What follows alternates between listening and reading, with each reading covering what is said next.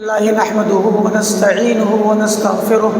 ونعوذ بالله من شرور أنفسنا ومن سيئات أعمالنا من يهده الله فلا مضل له ومن يضلل فلا هادي له وأشهد أن لا إله إلا الله وحده لا شريك له وأشهد أن محمدا عبده ورسوله أما بعد فإن خير الحديث كتاب الله وخير الهدي هدي محمد صلى الله عليه وسلم وشر الأمور محدثاتها وكل محدثة بدعة وكل بدعة ضلالة وكل ضلالة في النار. أعوذ بالله من الشيطان الرجيم. بسم الله الرحمن الرحيم. إن عدة الشهور عند الله 12 شهرا في كتاب الله يوم خلق السماوات والأرض منها 4 حرم. وقال النبي صلى الله عليه وسلم إن الزمان قد استدار كهيئته يوم خلق الله السماوات والأرض. السنة 12 شهرا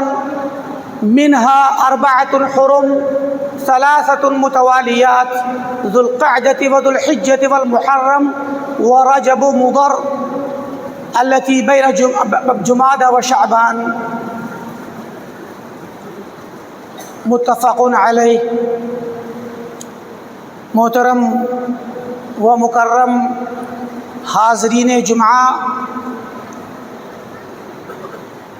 بزرگان دین، نوجوانان ملت، عزیز طلباء، پردہ نشین ماؤں اور بہنوں اور عزیز بچوں،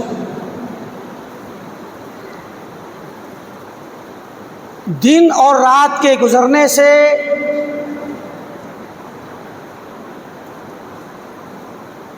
اللہ تعالیٰ کے نظام کے مطابق ہفتے گزرتے ہیں اور ہفتوں کے گزرنے سے مہینے اور مہینوں کے گزرنے سے سال گزر جاتا ہے. آج 1447 ہجری کے ابتدائی پہلے مہینے محرم کی پہلی تاریخ ہے ہماری رویت کے اعتبار سے. یہ مہینہ اور یہ سال اپنے اندر بہت ساری معنویت رکھتے ہیں، بہت سارے ایسے دلائل اور اشارات رکھتے ہیں جنہیں ایک مسلمان کو غور کر کے، ان میں تدبر کر کے اور ان سے عبرت حاصل کر کے اپنی زندگی پر نافذ کرنا چاہیے. چنانچہ سب سے پہلے ہمیں یہ جاننا چاہیے کہ یہ جو سال ہجری گزر گیا اور آج سے نیا ہجری سال شروع ہو گیا، یہ سال کا گزرنا ہماری زندگی کے اختتام کے طرف اور موت کی طرف ہمارے سفر کا ایک تسلسل ہے. ہمارا ایک دن گزرتا ہے تو ہم اپنے اجل محتوم کی طرف، وقت مقرر کی طرف بڑھتے ہیں، جس سے ہماری زندگی کا ایک دن کم ہوتا ہے اور ایک مہینہ اور ایک سال کم ہوتا ہے. ہماری زندگی کا 1 سال کم ہو گیا. کسی کو نہیں معلوم اس کی زندگی کتنی ہے، لیکن وہ یہ ضرور جان لے کہ اس کی عمر جتنی ہو چکی اتنے سال اس کی زندگی سے ختم ہو گئے اور وہ موت کے اتنے ہی قریب ہو گیا. اور یہ سوچ اور یہ فکر ہمیں اس بات کی دعوت دیتی ہے کہ ہم اپنی روزمرہ کی زندگی میں اپنی موت کو اور اپنے اجل کو یاد رکھیں، تاکہ ہمارے تصرفات، ہمارے اقوال، ہمارے افعال اور ہماری زندگی کا روزانہ کا طور طریقہ ہماری موت کے یاد کرنے کی وجہ سے آخرت کی زندگی سنوارنے کی طرف بڑھے اور ہم دنیا میں غافل ہو کر کے کھو جانے کے بجائے اللہ رب العالمین کی طرف متوجہ ہوں اور اپنے مقصد حقیقی کو پا لینے کی کوشش کریں۔ اللہ تعالی ہم تمام کو توفیق دے۔ یہ سال ہجری جب گزرتا ہے تو ہمیں ہجرت کی یاد دلاتا ہے، ہمیں صحابہ اکرام کی یاد دلاتا ہے، ہمیں پیارے نبی صلی اللہ علیہ وسلم کی مکہ کی زندگی کو یاد دلاتا ہے۔ آج یہ محرم ہے، محرم آج سے 1447 سال پہلے اس محرم کی تاریخ میں، اس محرم کے مہینے میں ہمارے نبی محمد عربی صلی اللہ علیہ وسلم مکہ میں موجود تھے، آپ کے صحابہ موجود تھے، دھیرے دھیرے ہجرت کر رہے تھے، مکہ کو چھوڑ رہے تھے، کیونکہ مکہ کا ماحول صحابہ اکرام کے لیے اب سازگار نہیں رہ گیا تھا۔ ان مسلمانوں کے لیے عرصہ حیات تنگ ہو گیا تھا، انہیں اس دنیا میں اپنی زمین پر، اپنے وطن میں اور اپنے گھر میں رہنے کے لیے جگہ نہیں بچی تھی۔ انہیں روزانہ عذاب دیا جاتا، تکلیفیں دی جاتی، انہیں ستایا جاتا اور انہیں طرح طرح کے عذاب سے دوچار کیا جاتا۔ لہذا اللہ تعالیٰ نے ان کے لیے رخصت نازل فرمائی، سب سے پہلے ہجرت حبشہ کے لیے، اور حبشہ کی ہجرت کے بعد مدینہ کی ہجرت کے لیے رخصت دی گئی، اور انہیں حکم دیا گیا، اجازت دی گئی کہ جاؤ اپنے دین کو بچا کر کے اپنے دین کو لے کے چلے جاؤ، چاہے تمہیں اپنی زمین ہی چھوڑنی کیوں نہ پڑے، چاہے تمہیں اپنا گھر بار کیوں نہ چھوڑنا پڑے، چاہے تمہیں اپنا مال کیوں نہ چھوڑنا پڑے، چاہے تمہیں اپنے بیوی اور بچے کیوں نہ چھوڑنا پڑے، اپنے خاندان والوں کیوں نہ چھوڑنا پڑے، چلے جاؤ اپنے کلمے کو لے کر، اپنی توحید کو لے کر، اپنے دین کو لے کر ایسی سرزمین میں جہاں پر تم پرامن زندگی گزار سکو اور اپنے دین پر عمل کر سکو۔ یہ ہجری سال ہمیں اس وقت تک لوٹاتا ہے۔ محرم کے بعد مہینہ آیا سفر کا، اور دھیرے دھیرے لوگ ہجرت کر کے جانے لگے۔ پیارے نبی صلی اللہ علیہ وسلم کو حکم ہوتا ہے، آپ کے قتل کی سازش ہوتی ہے، دار الندوہ کے اندر پروگرام بنایا جاتا ہے کہ محمد عربی صلی اللہ علیہ وسلم کو قتل کر دیا جائے۔ فیصلہ ہوتا ہے کہ مکہ کے قریش کے تمام برانچوں سے، تمام خاندانوں سے ایک ایک آدمی لیا جائے اور سارے لوگ مل کر کے محمد صلی اللہ علیہ وسلم پر حملہ کریں، تاکہ آپ کا خون سارے قبیلوں میں بکھر جائے اور آپ کے خاندان والے مجبوراً دیت لینے پر راضی ہوں، کیونکہ کس کس کو قتل کریں گے، پورے قریش کو تو قتل نہیں کر سکتے۔ اس فیصلے کے بعد اللہ تعالیٰ آپ کو اجازت دیتا ہے کہ آپ بھی ہجرت کر جائیے۔ 27 صفر کو پیارے نبی صلی اللہ علیہ وسلم اپنے عزیز جان دوست، جو آپ پر اپنی جان قربان کرتا تھا، ابو بکر صدیق، صدیق حاضر الامہ، اس امت کے صدیق اکبر، جنہوں نے اپنی جان، اپنی مال، اپنی اولاد، ساری چیز آپ کی خاطر قربان کی، ان سے مشورہ کرتے ہیں۔ اور ابو بکر نے پہلے ہی سے تیار کر رکھا تھا ساز و سامان کو، مال و متاع کو اور سواریوں کو۔ رات کے پہر میں اللہ کے نبی صلی اللہ علیہ وسلم اپنے گھر میں علی رضی اللہ تعالیٰ عنہ کو سلا کر کے چلے جاتے ہیں اور غار ثور میں جا کر کے پناہ لیتے ہیں۔ ابو بکر کا پورا خاندان آپ کی مدد کرتا ہے۔ آپ کے بیٹے عبداللہ خبریں لے کر کے آتے ہیں، آپ کا غلام عامر بن فہیرہ چرواہا بن کر کے بکریوں کو لے کر آتا ہے، عبداللہ بن ابی بکر کے پیروں کے نشانوں کو بکریوں کے پیروں سے مٹاتا ہے، اور شام کو دیر رات آپ کے پاس آتا ہے، آپ کو دودھ پلاتا ہے اور اس کے بعد چلا جاتا ہے۔ آپ کی بیٹی اسماء رضی اللہ تعالی عنہا،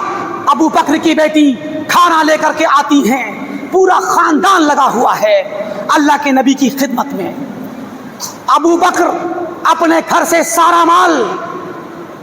500 سے 600 درہم اور مال و متاع زاد سفر لے کر کے آ جاتے ہیں، گھر میں کوئی پیسہ نہیں چھوڑتے۔ یہ تو ابو بکر کی ہمیشہ کی عادت تھی۔ آپ کے باپ ابو قحافہ آتے ہیں، پتہ چلتا ہے کہ ابو بکر چلا گیا ہے، اپنی پوتی سے پوچھتا ہے کہ اسماء، ابو بکر نے تم لوگوں کو بہت خطرے میں ڈال دیا ہے، کھانے پینے کا سامان نہیں چھوڑا، سب کچھ مال لے گیا ہے۔ اسماء کہتی ہے دادا جان ایسا کچھ نہیں ہے، آئیے دکھاتی ہوں۔ اپنے گھر کی دیوار کے طاق پر لے جا کر کے ان کا ہاتھ رکھتی ہیں۔ بوڑھے تھے، اندھے ہو گئے تھے، ایک اونچے سے کسی گٹھرے پر ہاتھ رکھ کر بتاتی دیکھیے سامان ہے کہ نہیں، یہیں پر تو ابو بکر اپنا مال رکھتے ہیں۔ تو ابو قحافہ کہتے ہیں کہ ہاں اچھا ہے، اس سے تمہارا کام چلتا رہے گا۔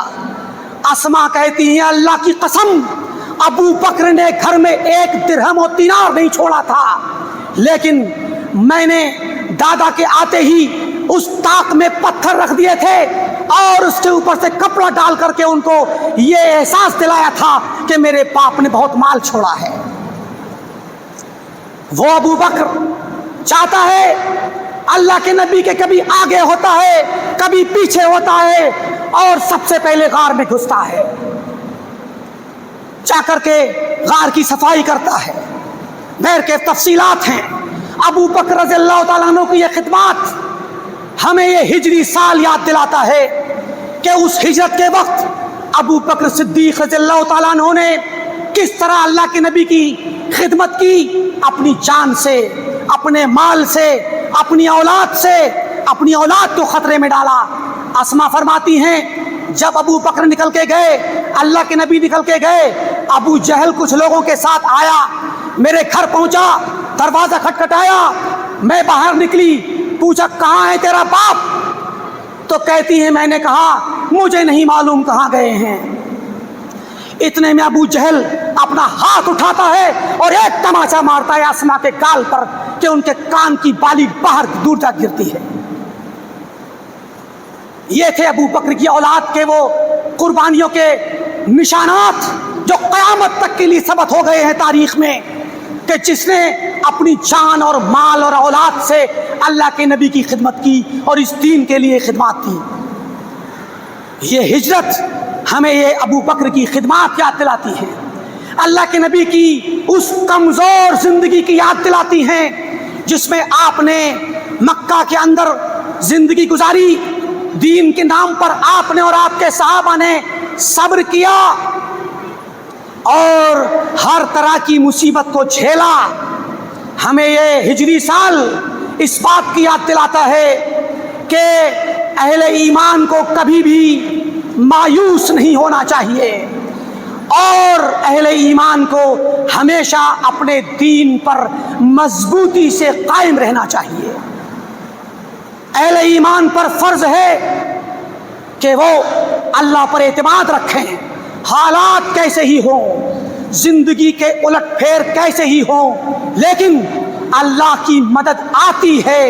حالات بدلتے ہیں اور اللہ کی طرف سے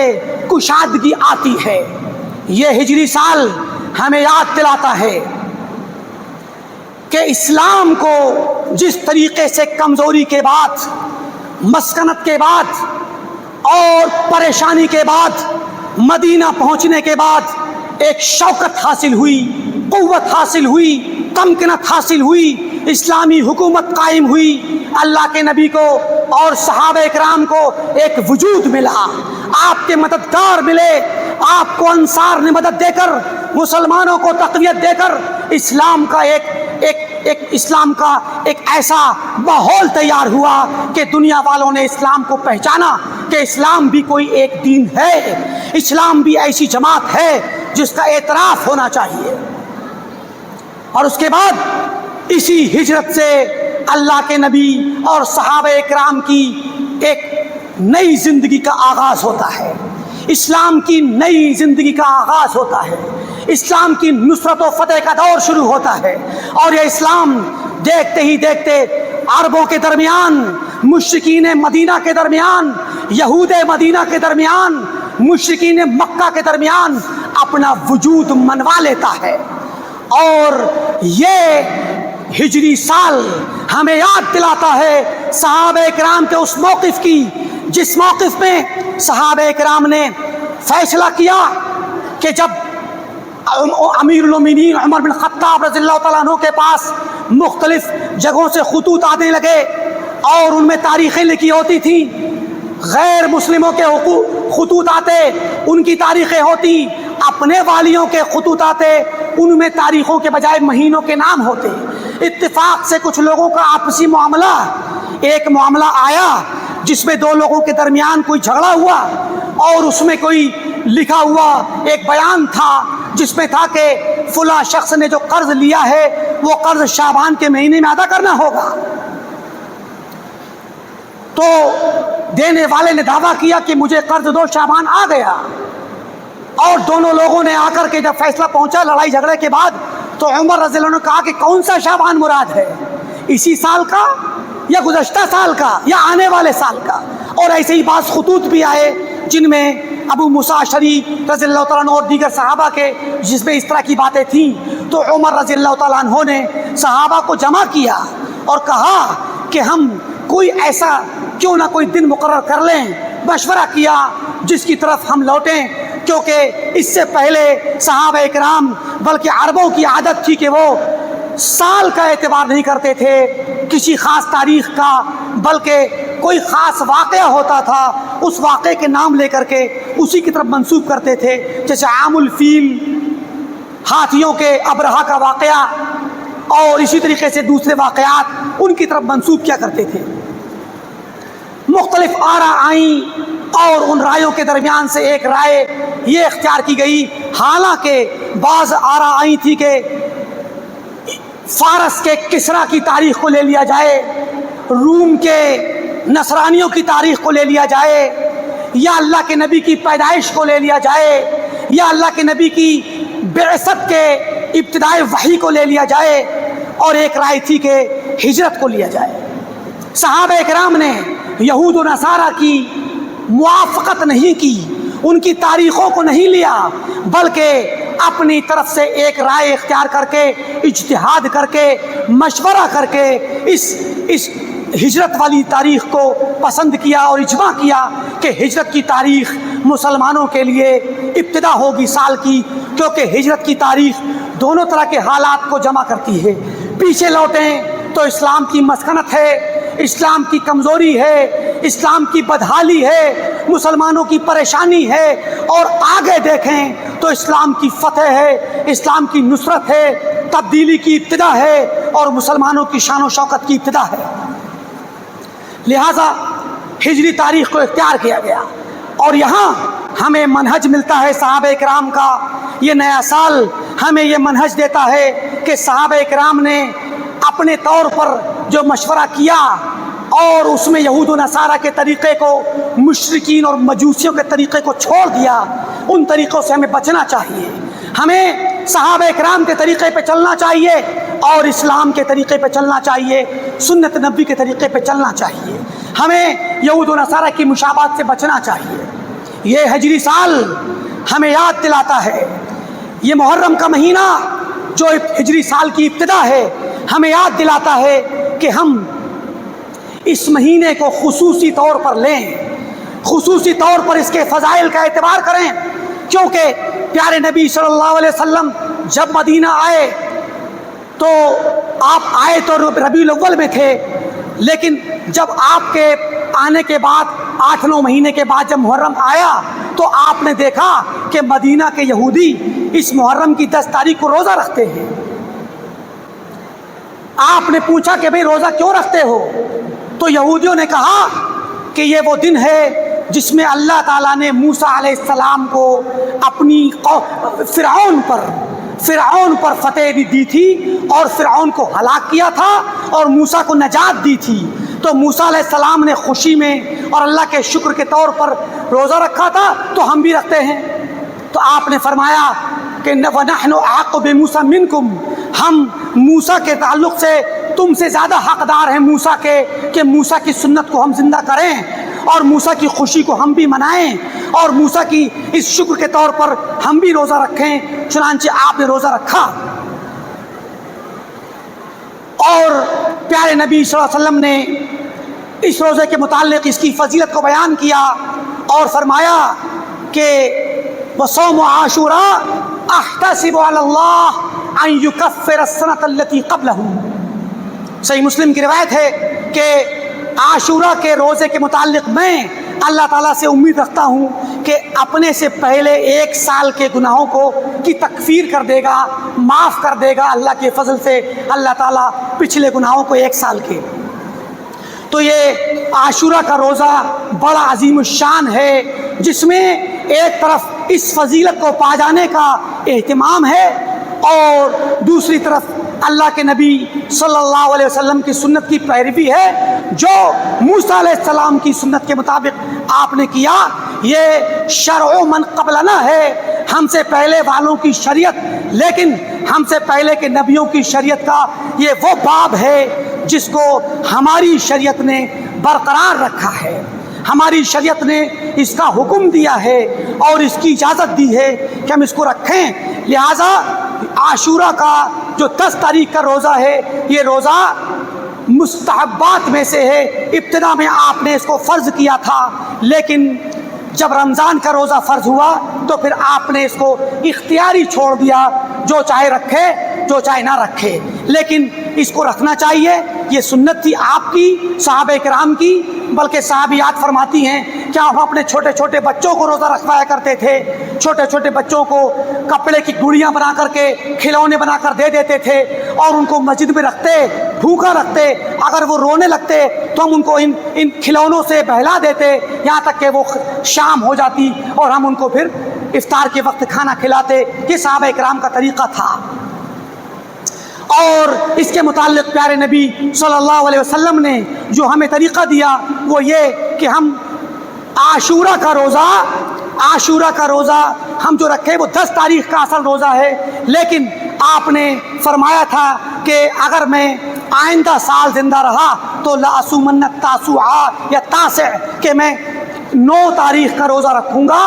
اگر میں زندہ رہا۔ لیکن آپ پھر زندہ نہیں رہ سکے، آپ کی وفات ہو گئی اور سال گزر گیا۔ اسی لیے صحابہ کرام نے، سلف نے اور علماء نے اس بات کو مستحب جانا ہے کہ 9 تاریخ اور 10 تاریخ کو روزہ رکھنا چاہیے۔ اور بعض اہل علم نے یہ بات بھی کہی ہے کہ اگر کوئی 9 کو نہیں رکھ سکا تو 10 کو اور 11 کو رکھے۔ کیوں؟ کیونکہ نبی صلی اللہ علیہ وسلم نے جب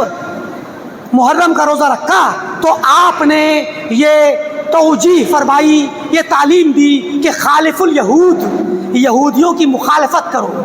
کیونکہ یہودی 10 تاریخ کو روزہ رکھتے تھے تو آپ نے کہا کہ میں 9 اور 10 کو رکھوں گا تاکہ ان کی مخالفت ہو سکے۔ تو یہاں یہودیوں کی مخالفت 9 اور 10 میں یا 10 اور 11 میں۔ اور بعض اہل علم کہتے ہیں کہ اگر کوئی انسان 9، 10 اور 11 تینوں رکھ لے تو یہ بھی افضل ہے، کیونکہ حدیث میں آتا ہے کہ افضل الصیام بعد رمضان شہر اللہ المحرم، کہ سب سے بہتر صوم اور روزہ رمضان کے بعد اگر کسی مہینے میں ہے تو محرم کے مہینے میں جو اللہ کا محرم کا مہینہ ہے۔ حدیث میں آتا ہے، پیارے نبی صلی اللہ علیہ وسلم نے فرمایا، میں نے حدیث پڑھی تھی کہ ان الزمانہ قد استدار کہیئتی یوم خلق اللہ السماوات والارض، کہ زمانہ اپنی اصل ہیئت پر پلٹ آیا ہے۔ اللہ نے جس دن اس کائنات کو پیدا کیا تھا، سال 12 مہینے کا ہوتا ہے اور 12 مہینے میں 4 مہینے حرام اور محرم ہیں جن میں قتال کرنا حرام ہے اور گناہوں سے بچنا واجب ہے، اور 3 مہینے ان میں مسلسل ہیں، ذوالقعدہ، ذوالحجہ اور محرم۔ یہ 3 مہینے تینوں محرم اور حرام مہینے ہیں، اور چوتھا مہینہ یہ رجب کا ہے جو جمادی الاخرہ اور شعبان کے درمیان ہے۔ لہٰذا یہ ایک محترم مہینہ ہے۔ اس مہینے میں گناہوں سے بچنا چاہیے، بدعات و خرافات سے بچنا چاہیے، اور اللہ تعالیٰ کی عبادت اور اس کا شکر ادا کرنا چاہیے۔ موسیٰ علیہ السلام کا واقعہ بذات خود ہجرت کی طرح ہمیں یاد دلاتا ہے کہ مسلمانوں پر اور نبیوں کے ماننے والوں پر چاہے کتنا ہی عذاب کیوں نہ ہو جائے، کتنے ہی مصیبت کیوں نہ آ جائیں، لیکن آخر کار انجام خیر اور مدد اہل تقوی کی اور اہل ایمان کی ہوتی ہے، اور اہل کفر اور سرکش لوگ آخر کار ہلاک ہوتے ہیں۔ فرعون سے بڑا سرکش دنیا میں آج تک نہیں آیا۔ اس فرعون نے بنی اسرائیل کے ساتھ کیا کیا ظلم ڈھائے۔ ان کے بچوں کو قتل کر دیتا تھا، عورتوں کو اور بچیوں کو زندہ رکھتا تھا، اور مردوں کو اور بچوں کو، لڑکوں کو قتل کر دیتا تھا، اور ذرا ذرا سی باتوں پر لوگوں کے ساتھ سخت عذاب کا معاملہ کرتا۔ پوری بنی اسرائیل کو غلام بنا رکھا تھا۔ وہ واقعات بڑے طویل ہیں، تفصیل قرآن کریم میں آئی ہے، بیان کی ہے اللہ تعالیٰ نے کہ کس طریقے سے فرعون ظلم کیا کرتا تھا، لیکن اللہ تعالیٰ نے موسیٰ علیہ السلام کو آخر کار مدد دی اور فرعون کو ہلاک کیا۔ کب؟ جبکہ مسلمانوں کے پاس، موسیٰ علیہ السلام کے پاس کوئی طاقت نہیں تھی، کوئی ہتھیار نہیں تھا، بھاگ رہے تھے اپنی قوم کو لے کر کے، اور پہنچتے سمندر کے پاس تو پھر قوم کہتی ہے کہ انا لمدرکون، اے موسیٰ اب تو پکڑے گئے۔ تو کیا کہا موسیٰ علیہ السلام نے؟ کلا ان معی ربی سیہدین، ہرگز نہیں، میرے ساتھ میرا رب ہے، وہ مجھے ہدایت دے گا، ضرور کوئی نہ کوئی راستہ نکالے گا۔ ان واقعات سے اہل ایمان کو طاقت حاصل ہوتی ہے، اللہ پر توکل حاصل ہوتا ہے، اور اپنے ایمان کی تجدید ہوتی ہے کہ اگر گرچہ مسلمانوں کے پاس، اہل ایمان کے پاس کوئی طاقت نہ ہو، کوئی ہتھیار نہ ہو، کوئی نفری نہ ہو، کوئی مددگار نہ ہو، پھر بھی وہ اللہ پر توکل کرتے ہیں، اپنے ایمان پر قائم رہتے ہیں، اور اللہ تعالیٰ خاص موقع پر اہل ایمان کی مدد کرتا ہے۔ اور جس طرح اللہ نے فرعون کو ہلاک کیا اور موسیٰ علیہ السلام کو اور ان کی قوم کو صحیح سالم سمندر سے باہر نکالا، یہ واقعات آپ جانتے ہیں۔ لہٰذا یہ اللہ تعالیٰ کا محترم مہینہ ہے، اس مہینے میں ہم پر فرض ہے کہ ہم اللہ تعالیٰ کا شکر بجا لائیں۔ موسیٰ علیہ السلام کے شکر کے طور پر، ہمارے نبی کی سنت کے طور پر ہم محرم کا روزہ رکھیں، اور محرم کے مہینے میں کی جانے والی بدعات سے بچیں، جو اہل بدعت نے ایجاد کی ہیں، جو رافضہ نے ایجاد کی ہیں، صحابہ کے دشمنوں نے ایجاد کی ہیں، اللہ کے نبی کی آل و اولاد کو قتل کرنے والوں نے ایجاد کی ہیں، ان بدعتوں سے ہم بچیں، اور ہمارے مسلمان، ہمارے سنی مسلمان تمام رافضہ کی خطرناک سازشوں سے دور رہیں، اور ان کی ایجاد کی ہوئی بدعتوں سے دور رہیں، کیونکہ انہوں نے ہمیشہ اسلام کو نقصان پہنچایا ہے، صحابہ کرام کو قتل کیا ہے، آل بیت کو قتل کیا ہے، امہات المومنین کو گالیاں دی ہیں، ان کے ساتھ برا سلوک کیا ہے، ان کو بدنام کیا ہے، اور قرآن کریم کی تحریف کا عقیدہ رکھا ہے، اہل سنت کو ہمیشہ نقصان پہنچایا ہے۔ لہٰذا اہل سنت کے مسلمان ان رافضیوں سے کبھی بھی خیر کی توقع نہ رکھیں، اور ان کے نقش قدم پر نہ چلیں، بلکہ سنت پر چلتے ہوئے، صحابہ کرام کے طریقے کو اپناتے ہوئے، اللہ کے نبی کے طریقے کو اپناتے ہوئے اپنے تمام کاموں کو انجام دیں، اور اللہ رب العالمین سے دعا کریں کہ اللہ تعالیٰ ہم تمام کو اپنے نبی کے اور نبی کے صحابہ کے اور سلف کے طریقے پر چلنے کی توفیق دے۔ ہم جب تک اس دنیا میں رہیں کتاب و سنت پر قائم رہیں، بدعات و خرافات سے بچیں،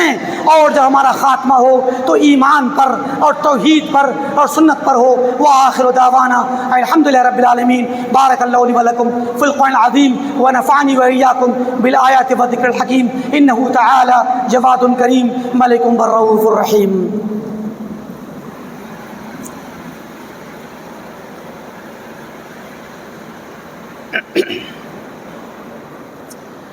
الحمد لله نحمده ونستعينه ونستغفره ونعوذ بالله من شرور أنفسنا ومن سيئات أعمالنا، من يهده الله فلا مضل له ومن يضلل فلا هادي له، وأشهد أن لا إله إلا الله وحده لا شريك له، وأشهد أن محمدا عبده ورسوله، أما بعد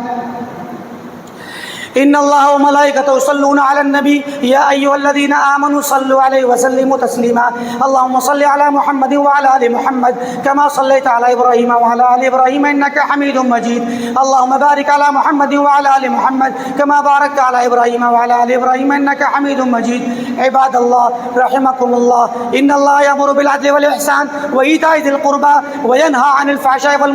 मुनकरि वल बग़य यइज़ुकुम लअल्लकुम तज़क्करून उज़्कुरुल्लाह यज़कुरकुम वदऊहु यस्तजिब लकुम वलज़िक्रुल्लाहि अकबर वल्लाहु यअलमु मा तस्नऊन व अक़िमिस्सलाह।